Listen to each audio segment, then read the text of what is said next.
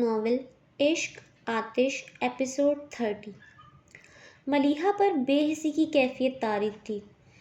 وہ روانی سے قلم چلاتے ہوئے دل کے اندر دبے راز ڈائری پر لکھ رہی تھی کہ دروازے پر دستک ہوئی۔ بیڈ پر بیٹھی سر جھکا کر لکھتی ملیحہ نے ہاتھ روک کر دروازے کی طرف دیکھا۔ دروازہ کھلا ہے، آ جاؤ۔ اس کی آواز پر بہادر نے دروازہ کھول کر اندر دیکھا۔ کہو کیا بات ہے؟ بی بی صاحب آپ کے لیے فون آیا ہے۔ ملیحہ کی نظروں میں کائنات گھوم گئی تھی۔ کس کا؟ دھڑکتے دل کے ساتھ اس نے پوچھا۔ سمیرہ بی بی کا۔ اور ملیحہ نے بے دردی سے نچلا ہونٹ دانتوں سے کاٹ ڈالا۔ اسے کہو میں صبح بات کروں گی، بول کر وہ پھر سے ڈائری میں کچھ لکھنے لگی۔ پھر خود ہی کچھ سوچ کر ڈائری بند کر کے تکیے کے نیچے رکھی اور باہر آ گئی۔ سیڑھیوں کے اختتام پر ریلنگ کے ساتھ آبنوس کا اونچا اسٹول رکھا تھا جس پر فون رکھا تھا۔ بہادر نے ریسیور اٹھایا ہی تھا کہ ملیحہ نے ریسیور اس کے ہاتھ سے لے کر کہا تم جاؤ، پھر فون پر ہیلو کہا۔ تمہیں معلوم ہے آج وجدان کیوں نہیں آیا تھا؟ ملیحہ بھلا کیا کہہ سکتی تھی؟ سمیرہ نے اس کے بولنے کا انتظار بھی نہیں کیا تھا۔ وجدان کا ایکسیڈنٹ ہو گیا تھا۔ ملیحہ کو ریلنگ تھامنا پڑی ورنہ وہ گر جاتی۔ پھر ریلنگ کے سہارے دھیرے دھیرے آخری سیڑھی پر بیٹھ گئی۔ وہ صبح لائبریری ہی آ رہا تھا کہ موڑ کاٹتے ہوئے بائک سلپ ہو گئی۔ تمہیں یاد ہے صبح جب ہم جام میں پھنس گئے تھے اور ڈرائیور نے بتایا تھا کہ کسی موٹر سائیکل والے کا ایکسیڈنٹ ہوا ہے؟ وہ وجدان ہی تھا۔ وہ ٹھیک تو ہے؟ ملیحہ کے حلق میں پھنسی پھنسی آواز نکلی۔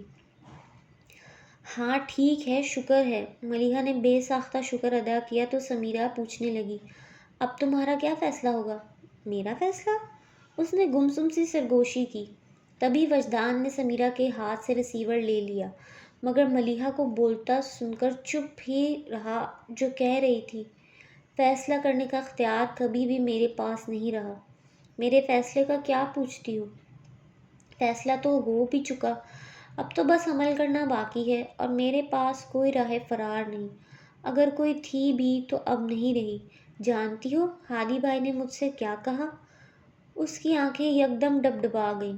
وجدان سناٹوں میں گھرا اس کی آواز سن رہا تھا۔ ملیحہ نم آواز میں بولی، انہوں نے کہا وہ مجھ سے محبت کرتے ہیں۔ میں بھی ہادی بھائی سے محبت کرتی ہوں، اور اس محبت کے ساتھ میں نے ایک دعا بھی کی تھی کہ میری خوشی کی خاطر اپنا دکھ سہنے کا حوصلہ رکھنے والے کو کبھی دکھ نہ ملے۔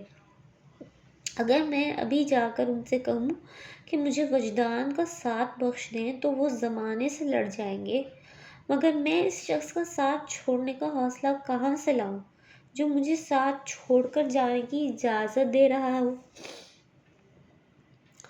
حوصلہ تو وجدان میں بھی نہیں تھا کہ ملیحہ کو اس کا ساتھ چھوڑ کر اپنا ہاتھ تھامنے کو کہے، جس کا ساتھ چھوڑنے کی طاقت ملیحہ میں نہیں۔ بے اختیاری بے بسی نہیں ہوتی، بلکہ بے بسی تو یہ ہے کہ انسان کی بے اختیاری اس کے اختیار کی پابند ہو جائے۔ ملیحہ کی بے بسی وجدان کو بے بس کر رہی تھی، جو سست آواز میں کہہ رہی تھی، محبت بوجھ نہیں ہوتی، پھر بھی جھکا دیتی ہے۔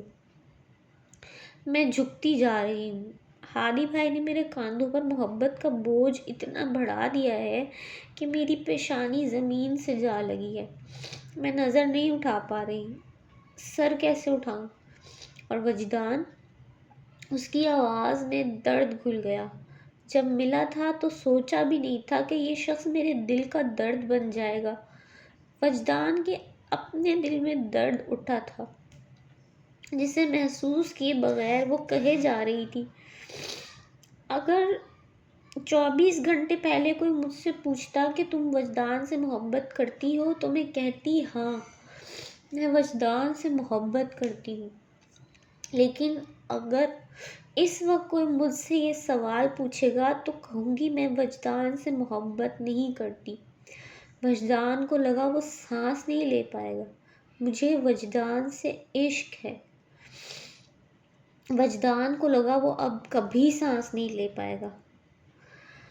اس نے اس بے دردی سے اپنا نچلا ہونٹ دانتوں تلے دبایا کہ خون رسنے لگا۔ ادھر ملیحہ کی آواز میں سسکیاں گھل گئی تھیں، پر وہ چیز جو میں زندگی میں کبھی نہیں سیکھ پائی محبتوں کو کریکٹرائز کرنا ہے. میں کبھی نہیں جان پائی کیسے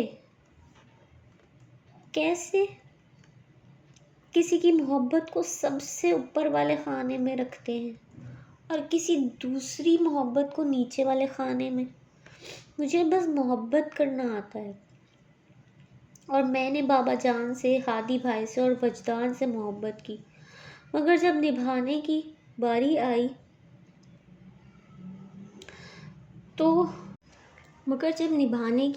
آئی تو کوئی ایک محبت بھی ڈھنگ سے نبھا نہیں پائی.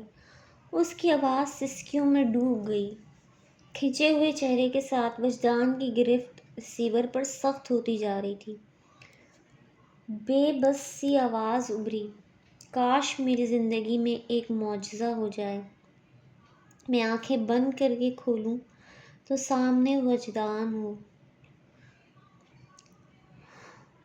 اس نے اصل میں آنکھیں بند کر کے کھولی، پھر غیر مرئی نقطے کو دیکھتے ہوئے کہنے لگی، میں اسے وہ سب کہہ دیتی جو میرے دل میں ہے کہ اس کے بغیر مر جاؤں گی. وہ میری زندگی کا حاصل ہے. بہت چاہا ہے اسے، اتنا کہ اب اس چاہت سے دستبردار نہیں ہوا جاتا. اس سے الگ ہونے کا خیال میرے جسم سے روح کھینچ رہا ہے. کاش وہ کہیں سے آ جائے، ایک بار سے ہی، آخری بار سے ہی. میں اسے جی بھر کے دیکھ تو لوں. اب ایک عمر اس کے بغیر گزارنی ہے. کوئی تو سہارا ہو. اس نے ایک بار کہا تھا، آپ اپنے 24 گھنٹوں میں سے ایک پل مجھے نہیں دے سکتی. آج کوئی جا کر اس سے پوچھے، اپنی پوری زندگی میں سے ایک پل مجھے نہیں دے گا؟ ایک پل، صرف ایک پل مجھے دے دے. ایک بار مجھ سے ملنے آ جائے، بس ایک بار. وہ دونوں ہاتھوں سے ریسیور تھامے تڑپ تڑپ کر روتے ہوئے فریاد کرتی جا رہی تھی. وجدان کا پورا وجود اس بارش میں بھیگ گیا. ملیحہ، اس نے بے چین ہو کر اسے پکارا. ملیحہ ایک دم چپ ہو گئی. وہ دم سادے بیٹھی تھی.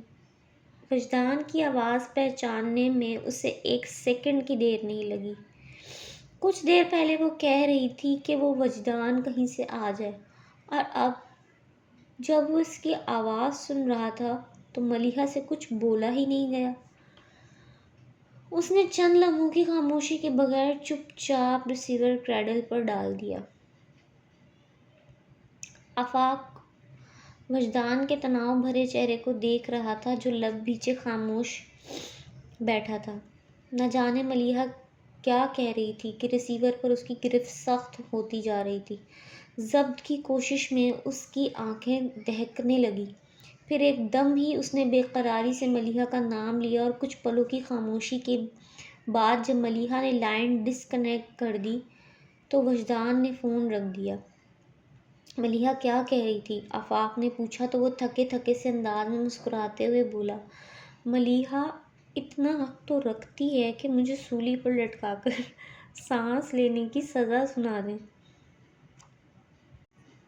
پھر اس نے اپنے ہونٹ کاٹتے ہوئے آفاق کو دیکھا. آفاق، میں ملیحہ سے ملنا چاہتا ہوں.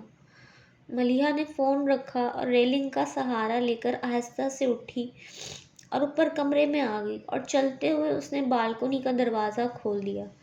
پھر سست قدموں کے ساتھ وہ جھولے میں آ بیٹھی. سرد ہوائیں چل رہی تھیں جن کے زور سے وینچائزلے میں بج رہے تھے. سردی کی شدت سے پل بھر میں ملیحہ کے گال گلابی کر دیے تھے اور ہاتھ پیر برف کی مانند ٹھنڈے، مگر اس کی ہر حس جیسے مر چکی تھی. وہ وہیں پاؤں اوپر رکھ کر لیٹ گئی. ملیحہ نے آسمان کی طرف دیکھا. اسے 14ویں کا چاند پسند تھا. ملیحہ نے چاند کو دیکھ کر اندازہ لگایا، ابھی 14 تاریخ میں کچھ دن باقی تھے. کیا میں بس چاندنی کا انتظار ہی کرتی رہ جاؤں گی؟ کڑی دھوپ میری زندگی کا سایہ کب تک بنی رہے گی؟ اس نے تھک کر سوچا، پھر بہت دل سے دعا کی، یا اللہ مجھے اس آزمائش سے نکال دے. انتخاب میرے بس کی بات نہیں۔ اس کی وہ رات بھی آنکھوں میں کٹ گئی اور وہ پلک تک جھپک نہ پائی۔ فجر کی اذان کے ساتھ اس نے بے جان جسم میں حرکت ہوئی اور وہ اٹھ بیٹھی۔ نماز پڑھ چکی تو اس کے ہاتھ دعا کے لیے اٹھ گئے، مگر دعا نہیں کر سکی۔ ہاتھ اٹھاتے ہی جو دعا اس کے لب پر آنے کو مچلی تھی، وہ نور الہدیٰ کے لیے بد دعا تھی، اور ملیحہ کبھی نور الہدیٰ کو بد دعا نہیں دے سکتی تھی۔ اس نے دعا کے لیے ہاتھ اٹھائے اور گرا دیے اور جائے نماز سے اٹھ گئی۔ ملیحہ کو پانی حلق سے اتارنا مشکل ہو گیا تھا۔ نوالے کیا نگلتی، لیکن بابا جان نور الہدیٰ ناشتے پر آئے تو نور الہدیٰ اس کی غیر موجودگی کو محسوس کر کر بولے، ملیحہ ناشتہ نہیں کرے گی؟ اٹھ تو گئی ہوگی، دیر تک سونے کی اسے عادت نہیں ہے۔ بابا جان نے یہ نہیں بتایا کہ وہ ناشتے کے لیے منع کر چکی ہے، بلکہ کہا ملیحہ اپنے کمرے میں ناشتہ کرے گی۔ اس جھوٹ کی وجہ بھی تھی۔ وہ جانتے تھے کہ یہ سن کر ملیحہ نے ناشتہ کرنے سے منع کر دیا ہے، نور الہدیٰ سیدھے اس کے پاس پہنچ جائیں گے اور پھر شاید اس کے ستے ہوئے چہرے کو دیکھ کر کچھ اخذ بھی کر لیں گے، اور اب ملیحہ کا مستقبل ان کے ہاتھ میں تھا۔ بابا جان نہیں چاہتے تھے ملیحہ کی طرف سے ان کے دل میں کبھی بال آئے۔ وہ ایک باپ کی طرح اپنی بیٹی کی نادانی پر پردہ ڈالے رکھنا چاہتے تھے۔ ملیحہ کے لیے نور الہدیٰ کا درد بہت کشادہ تھا، مگر بابا جان چاہتے تھے، بیوی کے لیے اکثر مردوں کا دل تنگ ہو جاتا ہے، اس لیے بابا جان نہیں چاہتے تھے کہ وہ مشکوک ہو۔ لیکن نور الہدیٰ کے لیے یہ تبدیلی بھی حیران کن تھی۔ کمرے میں کیوں؟ بابا جان قصداً مسکرا کر بولے، بھائی ہمارے ہاں جب شادی کی تاریخ طے ہو جاتی ہے تو لڑکی کا لڑکے سے پردہ کروا دیا جاتا ہے۔ اب شادی تک ملیحہ تمہارے سامنے نہیں آ سکتی۔ اوکے، نور الہدیٰ زیر لب مسکرائے۔ ناشتے سے فارغ ہوئے کچھ ہی دیر ہوئی تھی کہ ملیحہ کی خالہ اور ممانیاں ان کی کزنز کے ساتھ آ گئیں۔ بابا جان نے خوش دلی سے انہیں ویلکم کرتے ہوئے ملیحہ کی خالہ سے کہا، فریال ہوتی تو ملیحہ کی شادی بہت دھوم دھام سے کرتی، اب تمہیں سب انتظام کرنا ہے۔ میں تو ان معاملات میں بالکل اناڑی ہوں۔ فکر مت کریں بھائی صاحب، ملیحہ میری اپنی بیٹی ہے اور میں بھابیاں مل کر سب سنبھال لیں گی۔ آمنہ نے خلوص سے یقین دلوایا، انشاءاللہ کہیں کوئی کسر نہیں رہے گی بھائی صاحب، بڑی ممانی نے کہا۔ پھر واقعی انہوں نے سب انتظامات خوش اسلوبی سے سنبھال لیے۔ لان کافی کشادہ تھا، صرف چوڑائی ہی 500 گز کی تھی اور 20,000 گز پر بنے قصر فاروقی کی گرد دائرہ کی شکل میں چاروں طرف پھیلا تھا، اور مہمانوں کی تعداد محدود تھی۔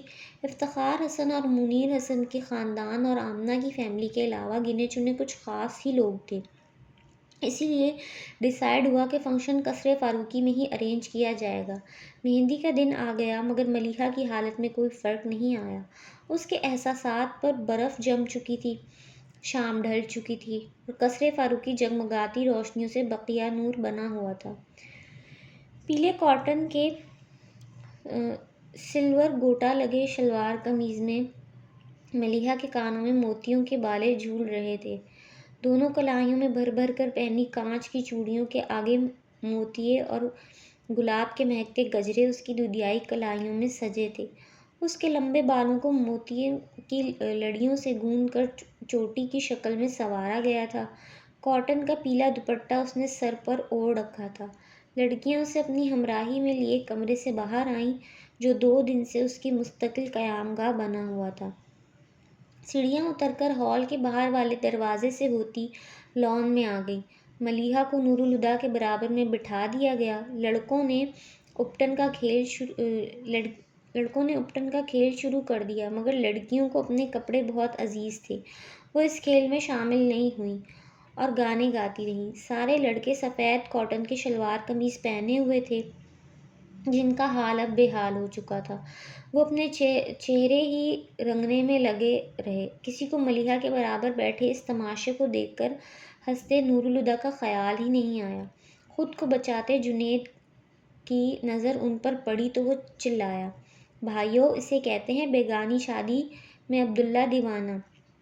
تم سب اپنا ستیاناش کیے جاؤ۔ ادھر نور الہدیٰ آرام سے ہونے والی بیگم کے بغل میں بیٹھا دانت نکال رہا ہے۔ پھر تو سبھی مٹھیوں میں ابٹن بھرے نور الہدیٰ کی طرف دوڑے۔ نور الہدیٰ نے جو اس وقت جم غفیر کو اپنی طرف آتا دیکھا تو محاورتاً نہیں حقیقتاً ملیحہ کے سر کے اوپر سے چھلانگ لگا کر پیچھے کی طرف دوڑے، مگر سمد نے انہیں جا لیا۔ پھر سب انہیں گھسیٹتے ہوئے بیچ ہال میں لے آئے۔ اب نور الہدیٰ گھاس پر دراز تھے اور ہر طرف سے ان پر ابٹن تھوپا جا رہا تھا۔ وہ چلانے لگے، بس کرو یار، کل میری شادی ہے، کیوں شکل بگاڑ رہے ہو؟ بڑا نازک دل ہے تمہاری بھابھی کا، بیچاری ڈر جائے گی۔ مگر کوئی بھی انہیں چھوڑنے پر تیار نہیں تھا۔ گھونگھٹ میں لا تعلق بیٹھی ملیحہ نے نور الہدیٰ کی آواز سنی تو سر اٹھا کر دیکھا۔ واقعی نور الہدیٰ کے چہرے پر اتنا ابٹن ملا گیا تھا کہ لڑکوں کے شکنجے میں ملیحہ کو انہیں پہچاننے میں دقت ہوئی، اور جب پہچان لیا تو بے ساختہ ذرا سا مسکرائی۔ 3 دن بعد ملیحہ نے سمیرہ کے بے جان چہرے پر کچھ دیکھا تھا، اور وہ بھی مسکراہٹ۔ اسے اپنا سانس بحال ہوتا محسوس ہوا، جیسے لوہا لوہے کو کاٹتا ہے اور زہر زہر کا علاج ہوتا ہے۔ خدا کرے نور الہدیٰ کی محبت وجدان کی محبت کے زخم کا مرہم بن جائے، آمین۔ اس نے دل میں دعا دی۔ سر اٹھانے کی وجہ سے ریشمی آنچل ملیحہ کی پیشانی سے پیچھے کو سرک گیا تھا۔ پل بھر کے لیے نور الہدیٰ کی نظر اس پر پڑی تھی۔ 3 دن بعد اس کا چہرہ دکھائی دیا تھا۔ وہ اسے دیکھتے رہ گئے۔ ملیحہ اب بھی غائب دماغی کی حالت میں تھی۔ اسے چہرہ چھپانے کا خیال ہی نہیں آیا، الٹا ان کی حالت پر مسکرا دی۔ اسے مسکراتا دیکھ کر تو نور الہدیٰ اندر تک شانت ہو گئے تھے۔ پھر ہنستے ہوئے زور سے بولے، اب اور تو میری درگت نہ بناؤ، وہ دیکھو میری دلہن ہنس رہی ہے۔ ان کے میری دلہن کہنے پر ایک دم سے ملیحہ کی مسکراہٹ غائب ہو گئی، اور اس نے سر کو جھکا کر چہرہ چھپاتے ہوئے سمیرہ سے گھونگھٹ ٹھیک کرنے کو کہا۔ نور الہدیٰ کو اس کا گریز بھی اچھا لگا تھا۔ آج گھونگھٹ گرا لو، کل تو میں ہی گھونگھٹ اٹھاؤں گا۔ انہوں نے ملیحہ کے ڈھکے چھپے وجود کو دیکھ کر دل میں محسوس سی سرگوشی کی۔